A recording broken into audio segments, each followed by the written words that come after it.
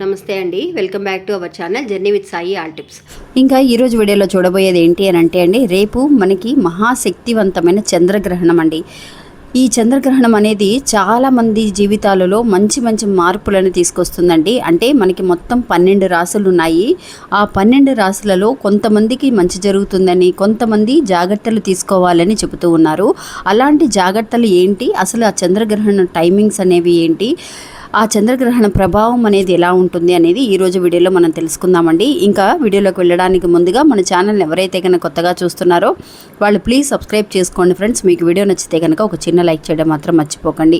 ఇంకా వీడియోలోకి వెళ్దాం.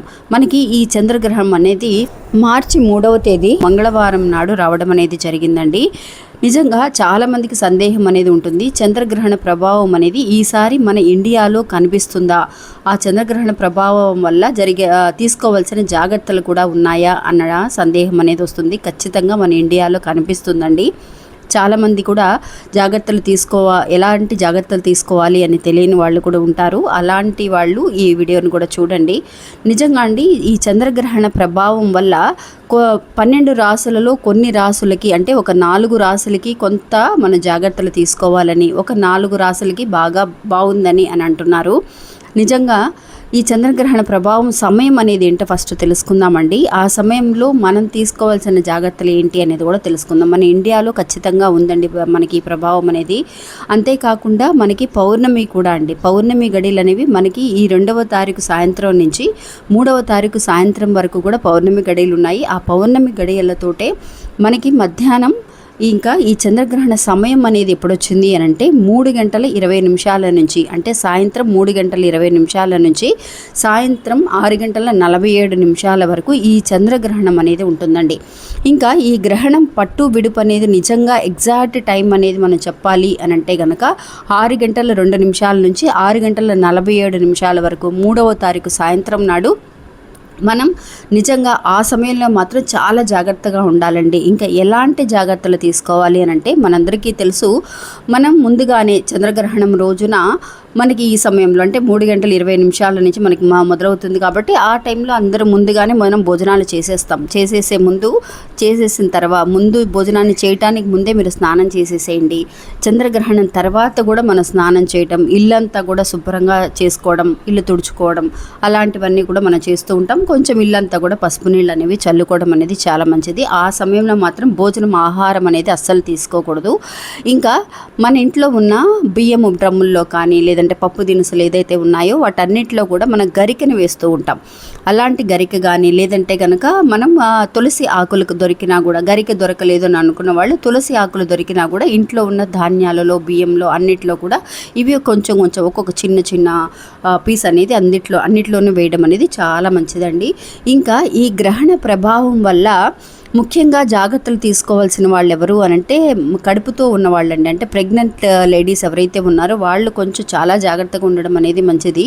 ఆ సమయంలో ఏం చేయాలి అని అంటే అండి, వాళ్ళు మాత్రమే కాదు మిగతా వాళ్ళు కూడా ఆ సమయంలో నిద్రపోకుండా మనం నిజంగా ఒక మెడిటేషన్ చేసుకోవడం అనేది చాలా మంచిది. ఒక మంత్రాలు చదవటం కానీ, లేదు మనం మంత్రాలు వినటం కానీ, మనం మన ఫోన్లో మంత్రాలు అనేది పెట్టుకొని వినడం కానీ అలా చేయడం అనేది చాలా మంచిది. నిజంగా ఈ చంద్రగ్రహణం వల్ల అండి చాలామంది భయపడుతున్న ఒక విషయం ఏంటి అని అంటే, ఒక 4-5 రాసుల వాళ్ళకి కొంచెం జాగ్రత్తలు తీసుకోవాలి అని అంటున్నారు.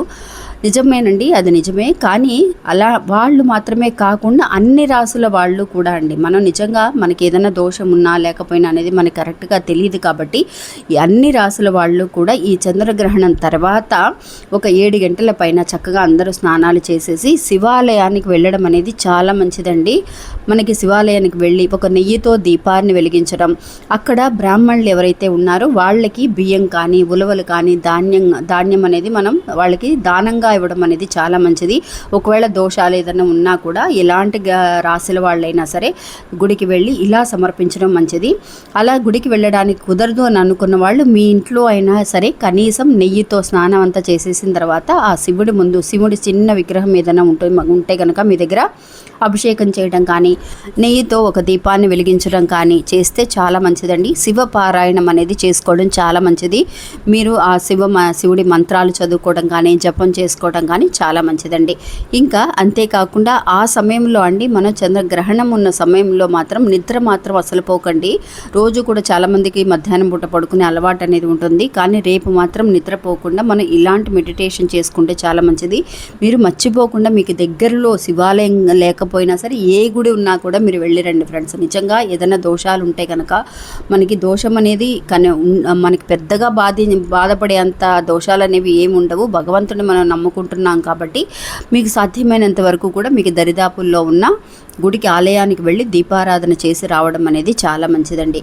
ఇంకా ముఖ్యమైన 2 జాగ్రత్తలు మాత్రం అందరం తీసుకోవాలండి. ఏంటి అని అంటే, మనం ముందు గ్రహణానికి ముందుగా మనం ఏదైనా వంట చేసి పెట్టుకొని ఉంటాం కదా, అవన్నీ కూడా శుభ్రంగా ఖాళీ చేసేసి వాష్ చేసుకోవడం. ఆ తర్వాత గ్రహణం తర్వాత ఆ భోజనాన్ని మనం ముట్టకూడదండి.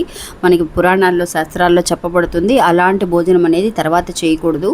అందువల్ల అది ఏదైనా ఉన్నా కూడా ముందుగానే మనం అంతా క్లియర్ చేసుకోవడం అనేది మంచిది. అలాంటి భోజనం అసలు కడుపుతూ ఉన్న వాళ్ళు అసలు చేయకూడదు అని అంటున్నారు. మనం శివ పారాయణం చేసుకోవడం వల్ల మనం ఏదైనా తెలుసో తెలియకో ఏదైనా తప్పు చేసినా సరే మనకి మన దాకా రాకుండా ఆ ఈశ్వరుడు మనల్ని కాపాడడానికి అవకాశం అనేది ఉంటుందండి.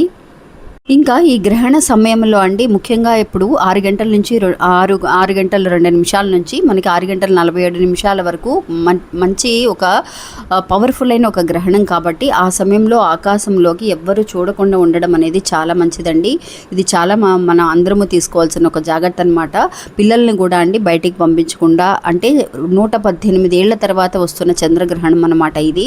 మనం నిజంగా అలాంటి ఒక జాగ్రత్తలు తీసుకొని ఇంట్లోనే ఉండడం అనేది మంచిది. ఆ తర్వాత 7 గంటల పైన మీరు చక్కగా స్నానాలు చేసి గుడికి వెళ్ళి ఫ్రీగా ఉండండి. ఎవరికి కొన్ని గ్రహాల వల్ల ఏదైనా ప్రభావం ఉంది అని అనుకున్న వాళ్ళు, భగవంతుడిని నమ్ముకున్న వాళ్ళకి ఏమీ కాదండి. చక్కగా మీరు వెళ్ళి ఒక దీపారాధన చేసుకోవడం అనేది చాలా మంచిది. అంతేకాకుండా దాన ధర్మాలు, మీరు ఎలాంటి దానమైనా సరే మీ పిల్లలతో పాటు కూడా మీరు చదువుకునే పిల్లలకి, ముఖ్యంగా అండి ఎవరైతే కనుక చదువుకునే పిల్లలు ఉన్నారో వాళ్ళకి పుస్తకాలు కానీ లేదంటే చదువుకు సంబంధించిన దానాలు చేయడం అనేది చాలా మంచిదండి. ఎందువలనంటే పిల్లలకి నిజంగా వాళ్ళ భవిష్యత్తు గురించి మనం ఎంతో ఆందోళన పడుతూ ఉంటాం. అలాంటి విషయంలో మనకి రేపు పౌర్ణమి కూడా కలిసి వచ్చింది కాబట్టి మనకి ఇలాంటి దాన ధర్మాలు పిల్లలతో కూడా చేయించడం అనేది మంచిది. గోమాతకి కూడా, మీకు ఇంటి దగ్గర గోమాత ఉంటే కనుక గోమాతకి కూడా మనం ఆహారం అనేది పెట్టడం అనేది చాలా మంచిది. ఇంకా ఇది అండి ఈరోజు మన వీడియో. ఈ వీడియో కూడా మీ అందరికీ ఎంతో ఉపయోగపడుతుందని అనుకుంటున్నాను. నచ్చితే కనుక ఒక చిన్న లైక్ చేసి సపోర్ట్ చేయండి. నమస్తే.